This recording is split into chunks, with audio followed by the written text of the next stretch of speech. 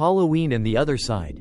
Welcome to a chilling and mysterious horror story, Halloween and the Other Side. Imagine stepping into an eerie village on the night of Dia de los Muertos, where not only the spirits of loved ones return, but dangerous ghosts also wait for their chance to cling to the living. In this story, Caleb, a grieving man haunted by the loss of his mother, receives a strange invitation to the festival, but he doesn't realize that the door between the worlds of the living and the dead has opened. And once you cross through, there's no easy way back. Will Caleb confront the mistakes of his past, or will he be pulled into the darkness forever? Join us as we unravel this spine-chilling tale.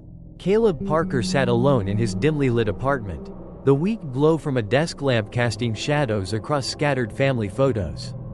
Among them was a picture of his mother, Martha Parker, taken on a bright, sunny morning. She smiled warmly in the photo. But now, all she represented was a painful memory. Lost in solitude and despair, Caleb felt as though part of him had sunk into darkness ever since her sudden death a month ago. He never got the chance to say goodbye. Her death had been abrupt. A heart attack claimed her in the middle of the night, leaving a void that Caleb couldn't fill. Sleepless nights haunted him with the same nagging thoughts. What could I have done? Could I have saved her?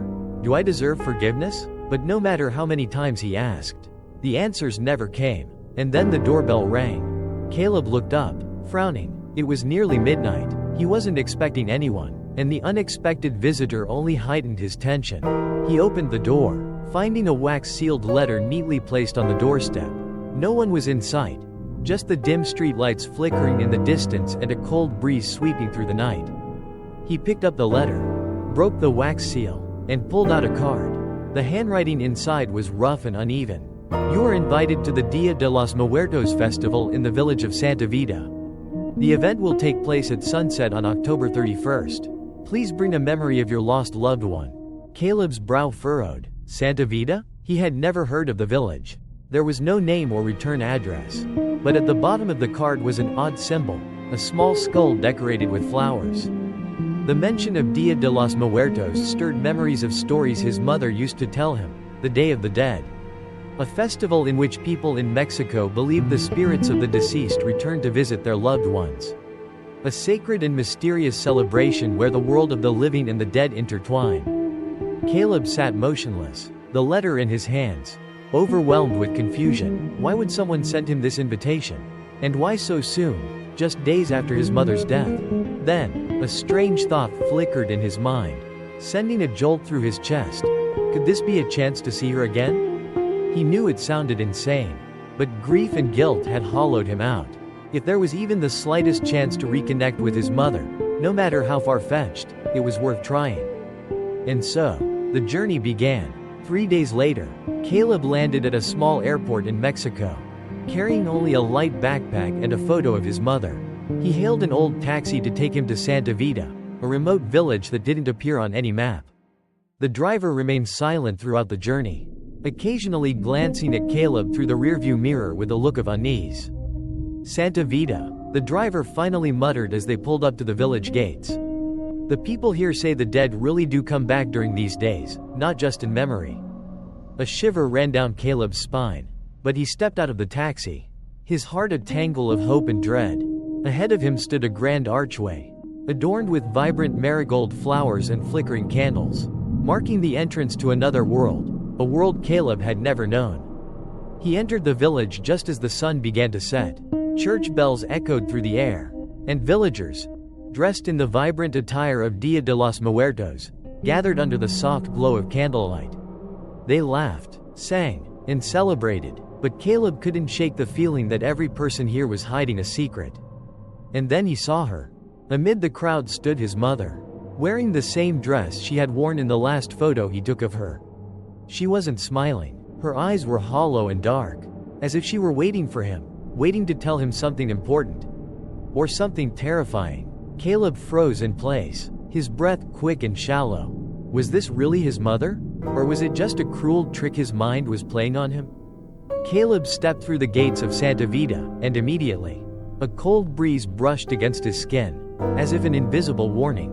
The winding streets of the village were illuminated by hundreds of small candles, each flickering in the night air. Bright marigold petals lined the paths, forming a glowing stream that led toward the central square, where the Dia de los Muertos festival was in full swing.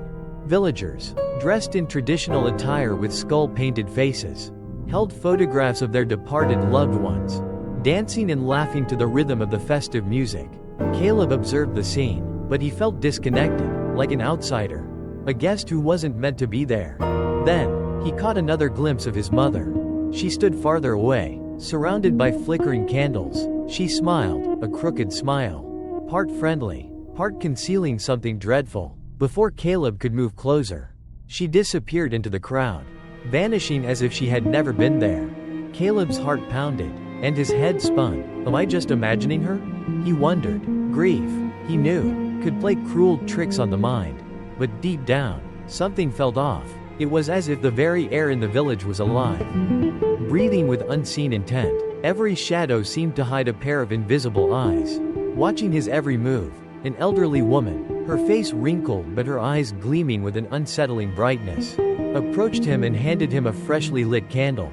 Place this on your mother's altar, she whispered. If she has truly returned, she will find it. Her voice was both warm and chilling, as though she spoke of something inevitable. Caleb pressed deeper into the heart of the festival. But the deeper he went, the more distorted everything became. The painted faces lost their joyous expressions, replaced with eerie, crooked smiles. The photos on the altars, which had once been of the deceased, now seemed to show the faces of the living, people Caleb recognized from the crowd.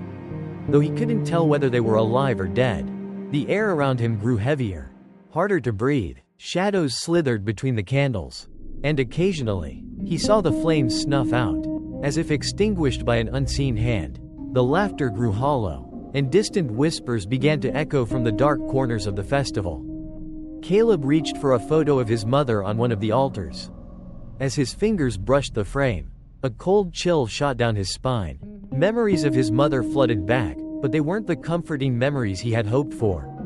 He saw her lying motionless on her deathbed, her eyes wide and empty, as though she had wanted to say something but never could.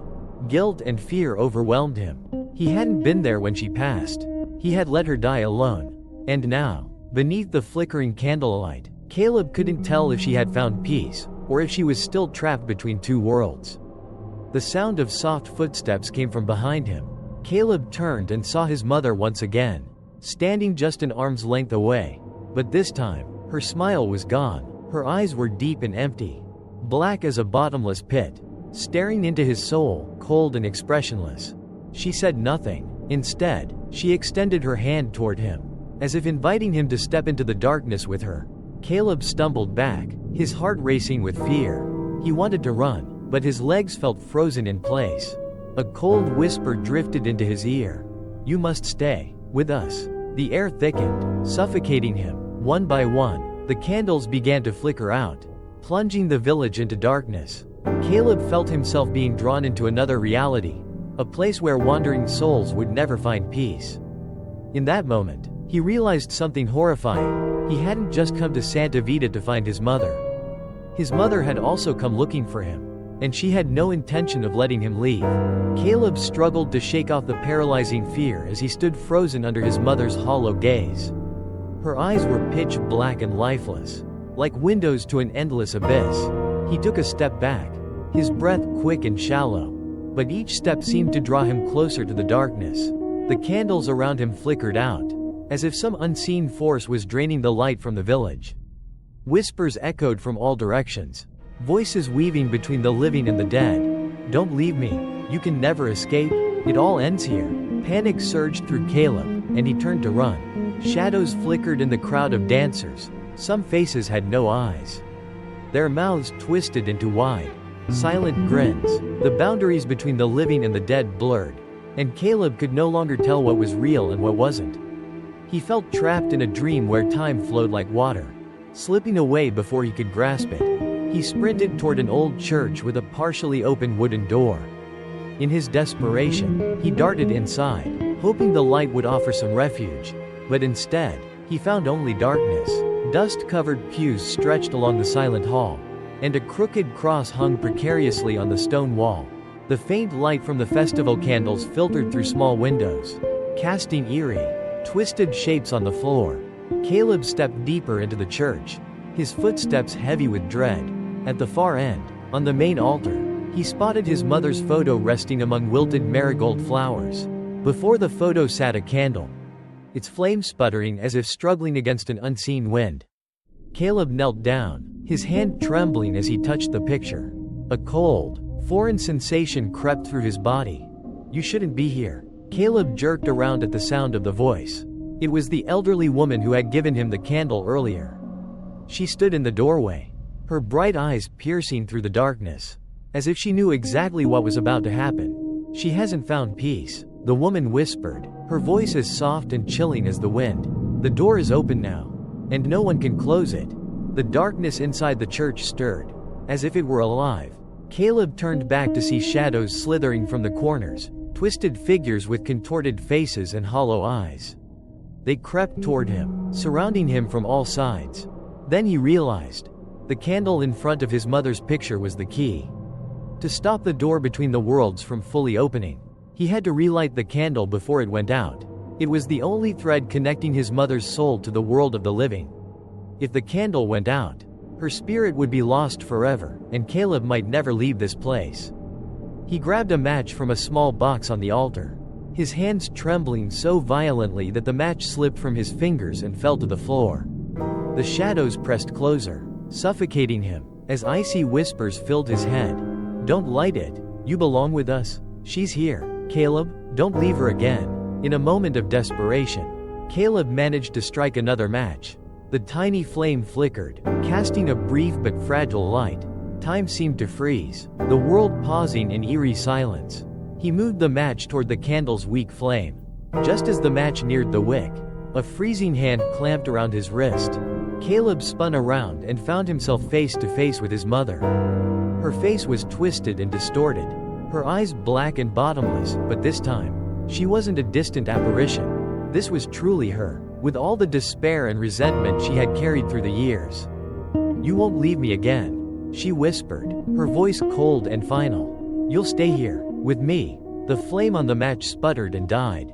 And with it, the candle on the altar went out. Darkness consumed the church like a living entity. Caleb fought against the overwhelming fear, but his heart pounded violently in his chest, threatening to burst. Cold, sinister laughter echoed around him, blending with the whispers of the dead. His mother's spirit still stood there, her black, empty eyes locked on him, demanding his presence forever. "You will stay with me," she hissed, her voice like the cold wind slipping through a cracked door. "There's no more running, Caleb." He stumbled backward, every step dragging him deeper into an inescapable reality. The shadows in the church began to swirl faster, circling him like toxic smoke. Caleb could feel their presence, wandering souls, victims of the Dia de los Muertos curse, trying to pull him into their realm. A place with no return. He knew he had to escape before the darkness swallowed him completely. Clutching the photo of his mother tightly, Caleb bolted toward the church door, his skin prickling as unseen hands clawed at him, desperate to keep him there. Outside, the village had transformed into something unrecognizable. The marigold-lined streets were now drowned in shadow. The candles had all gone out, leaving the houses and altars draped in eerie darkness. There were no villagers, no music, no laughter, only an oppressive silence, as though the village had been abandoned long ago. Caleb ran, his breath coming in ragged gasps, with the unshakable feeling that he was being hunted. Behind him, he could hear the crunch of footsteps and the faint hiss of breathless voices. His mother was closing in, along with other spirits that had no intention of letting him leave.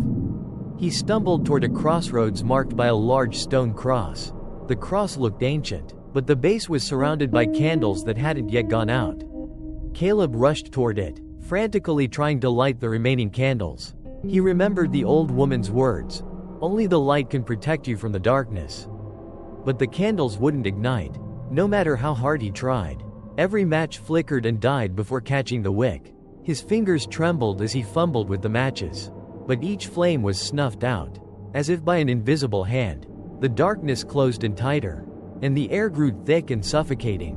"You can't run forever, Caleb," his mother's voice whispered, carried by the wind. "You belong here, with me." He turned and saw her advancing, her blackened eyes and icy hand outstretched toward him. The other spirits followed close behind, surrounding him. Caleb realized that to escape, he had to confront the fear he had buried deep within himself, the truth he had tried to forget for years. And then, it hit him. He remembered the last moments with his mother.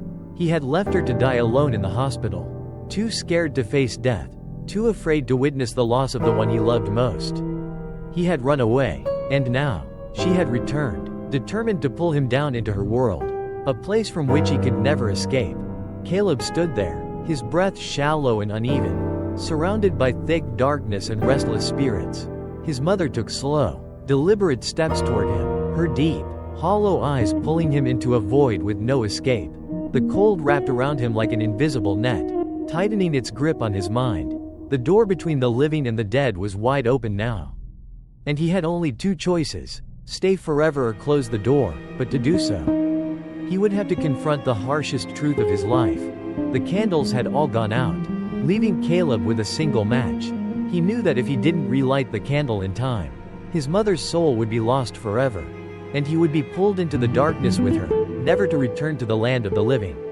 But he also knew that for the flame to burn bright, he needed to forgive himself and say goodbye to the mother he had abandoned in her final moments. "You don't need to go anywhere," his mother whispered, her hands outstretched with a chilling gentleness. "Just stay, I'll never let you be alone." The other spirits murmured alongside her, "Don't leave us, the living don't need you anymore. Here, everything will finally end." Fear gripped Caleb's chest. He had run away from his mother's last moments in the hospital, too afraid to witness her passing. And now, he was facing the unresolved pain that had haunted him ever since. His mother didn't just want his presence, she wanted to pull him into the darkness with her. With trembling hands, Caleb struck the last match. The fragile flame flickered to life, illuminating his mother's face. But the woman before him was no longer the mother he had once loved.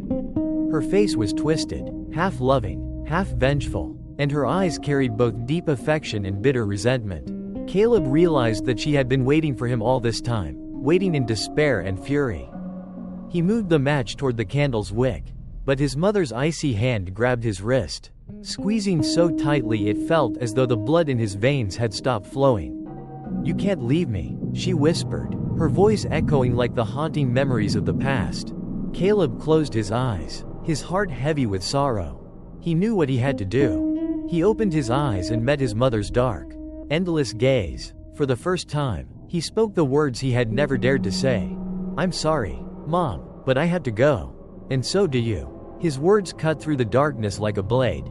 His mother's grip loosened, and in that fleeting moment, her eyes softened, shining with one final glimmer, as if her soul had finally found peace.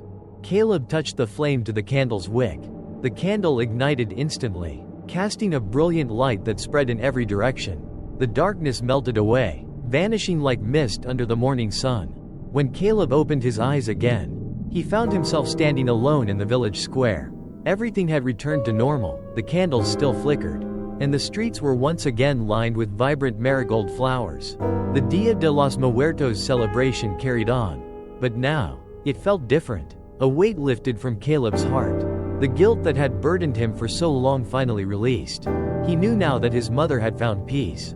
And so had he. The story ends with a haunting ambiguity. Caleb confronted his past and helped his mother find peace. But the door between the two worlds was never fully closed.